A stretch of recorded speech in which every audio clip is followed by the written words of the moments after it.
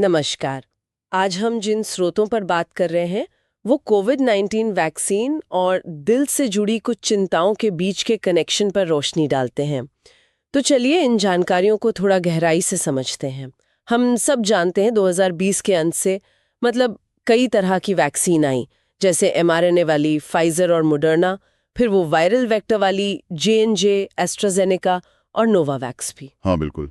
और दुनिया भर में मतलब अरबों डोज लगी। हाँ, अगस्त 2024 तक तो शायद 13.5 बिलियन डोज लग चुकी थी और दुनिया की करीब 70% आबादी को कम से कम एक डोज मिल गई थी। बिल्कुल। और इसने महामारी को कंट्रोल करने में बहुत बहुत बड़ा रोल निभाया। सही कहा।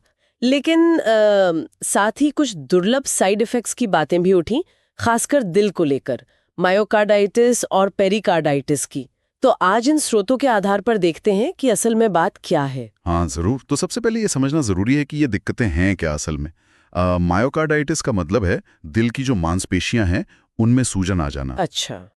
और पेरिकार्डाइटिस मतलब दिल के चारों ओर एक झिल्ली होती है पेरिकार्डियम, उसमें सूजन। ओके। और इसके लक्षण कैसे पता चलता है? इसके लक्षण हो सकते हैं जैसे सीने में दर्द महसूस होना, सांस लेने में तकलीफ, या फिर दिल की धड़कन का तेज या अनियमित हो जाना। और पहचान के लिए फिर डॉक्टर्स ईसीजी, इकोकार्डियोग्राम या कभी-कभी एमआरआई जैसे टेस्ट करते हैं। ठीक है।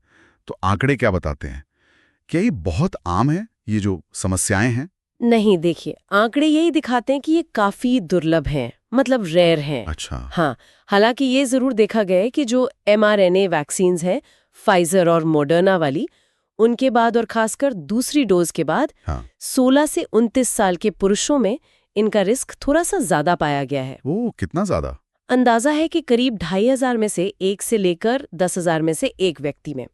ये उन लोगों की तुलना में थोड़ा ज्यादा है जिन्हें वैक्सीन नहीं लगी, मतलब जो बैकग्राउंड रेट है उससे। लेकिन फिर भी ये ओवरऑल बहुत कम संख्या है। वैक्सीन के बाद ही ये क्यों थोड़ा ज्यादा है? इसके पीछे की वजह क्या हो सकती है, कुछ अंदाजा है? देखिए, पक्की वजह तो वैज्ञानिक अभी भी पूरी तरह समझ नहीं पाए हैं, पर कुछ थ्योरीज चल रही हैं। जैसे? एक थ्योरी है मॉलिक्यूलर मिमिक्री की। मतलब हो सकता है कि वैक्सीन में जो स्पाइक प्रोटीन है वो हमारे दिल के किसी प्रोटीन से थोड़ा मिलता जुलता हो। अच्छा।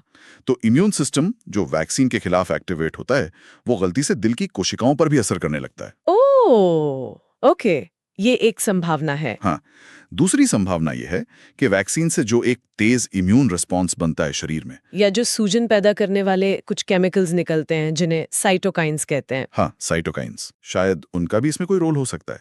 लेकिन अच्छी बात यह है कि ज्यादातर मामलों में ये असर हल्का होता है, टेम्परेरी, और कुछ ही हफ्तों में ठीक हो जाता है। ये राहत की बात है। अच्छा, तो ये जो दुर्लभ मामले हैं, इनका पता कैसे चलता है? मतलब स्वास्थ्य एजेंसियां इनको ट्रैक कैसे करती हैं? इसके लिए देखिए, दो तरह के मेन सिस्टम होते हैं। एक होता है पैसिव सर्विलियंस। पैसिव, हाँ। जैसे अमेरिका में VAERS सिस्टम है, या यूके में येलो कार्ड स्कीम। इसमें कोई भी रिपोर्ट कर सकता है, डॉक्टर, मरीज, कोई भी, अगर उन्हें लगता है कि वैक्सीन के बाद कोई दिक्कत हुई है। अच्छा। लेकिन इसकी एक सीमा है। इससे ये पक्का नहीं पता चलता कि दिक्कत वैक्सीन की वजह से ही हुई है या कोई और कारण था। हाँ, कॉजेशन और कॉरिलेशन वाली बात। बिल्कुल। फिर दूसरा होता है एक्टिव सर्विलेंस सिस्टम, जैसे अमेरिका में वैक्सीन सेफ्टी डेटा लिंक या VSDP। ये कैसे काम करता है? ये सिस्टम लाखों लोगों के इलेक्ट्रॉनिक हेल्थ रिकॉर्ड्स को लगातार मॉनिटर करते हैं। तो ये देख सकते हैं कि वैक्सीन लगने के बाद किसी खास बीमारी के मामले बढ़े या नहीं, और उनकी तुलना उन लोगों से करते हैं जिन्हें वैक्सीन नहीं लगी। इससे जो सबूत मिलता है वो ज्यादा मजबूत होता है। समझ गई। तो इन एक्टिव सिस्टम्स और बड़ी स्टडीज से क्या पता चला है? दुनिया भर की जो बड़ी स्वास्थ्य संस्थाएं हैं वो क्या कहती हैं? हाँ, तो CDC का जो VSDP है उसके डेटा ने, और साथ ही BMJ ओपन, जामा जैसी बड़ी मेडिकल जर्नल्स में जो मेटा एनालिसिस छपे हैं, हाँ। उन सब ने इस बात की पुष्टि की है कि हाँ, एक दुर्लभ लेकिन थोड़ा बड़ा हुआ रिस्क है। हाँ। खासकर युवा पुरुषों में mRNA वैक्सीन की दूसरी डोज के बाद। ओके। लेकिन, और ये लेकिन बहुत महत्वपूर्ण है, अमेरिका की FDA हो, यूरोप की EMA हो या WHO, सभी बड़ी रेगुलेटरी संस्थाओं का ये निष्कर्ष है कि वैक्सीन के फायदे, खासकर कोविड की गंभीर बीमारी, हॉस्पिटलाइजेशन और मौत से बचाने के जो फायदे हैं, वो इस बेहद दुर्लभ जोखिम से कहीं कहीं ज्यादा हैं।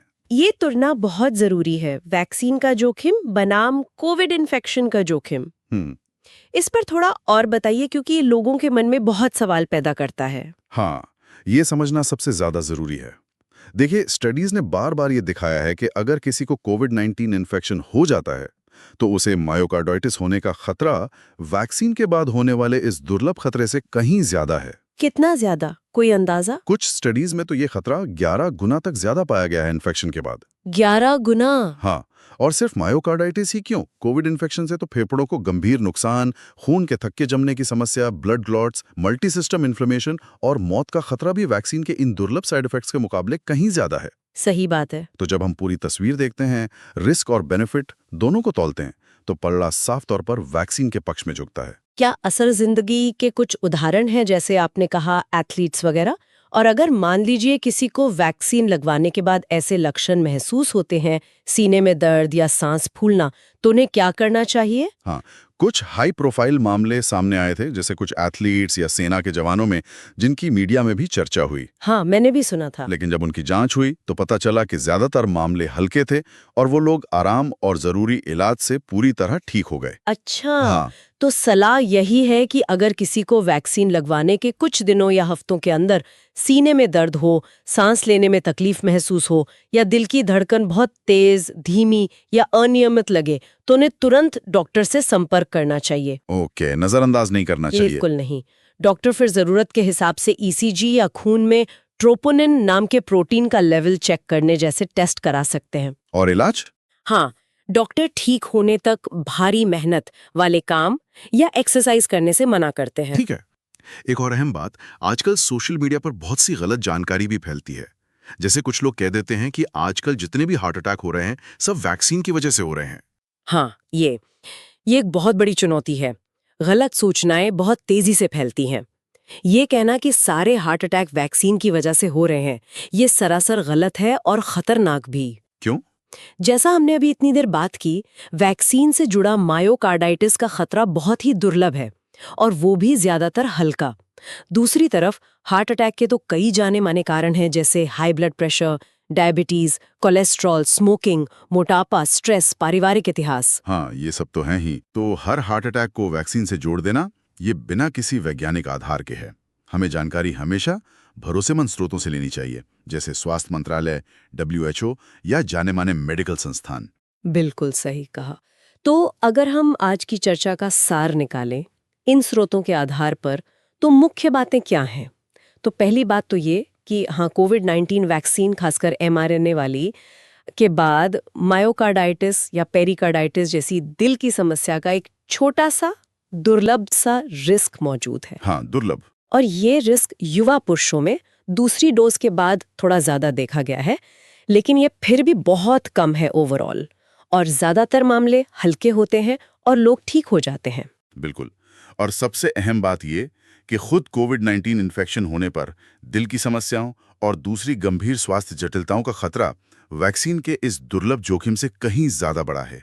सही। इसीलिए दुनिया भर की स्वास्थ्य संस्थाएं और लगभग सारे वैज्ञानिक अध्ययन यही निष्कर्ष निकालते हैं कि टीकाकरण के फायदे इन दुर्लभ जोखिमों से कहीं ज्यादा हैं। तो ये जानकारी हमें एक सही और संतुलित नजरिया रखने में मदद करती है। अब आगे देखते हुए एक सोचने वाली बात ये भी है कि जैसे जैसे समय बीतेगा और हमें लॉन्ग टर्म डेटा मिलेगा, इन दुर्लभ घटनाओं के बारे में हमारी समझ शायद और बेहतर होगी। हाँ, बिल्कुल। और हो सकता है भविष्य में बूस्टर डोज या शायद बच्चों के टीकाकरण को लेकर जो रणनीतियां हैं, उनमें कुछ और बारीकियां हैं। ये देखने वाली बात होगी। हाँ, ये रिसर्च तो लगातार चलती रहेगी और जैसे जैसे नई जानकारी आएगी, सिफारिशें भी अपडेट हो सकती हैं। विज्ञान ऐसे ही काम करता है।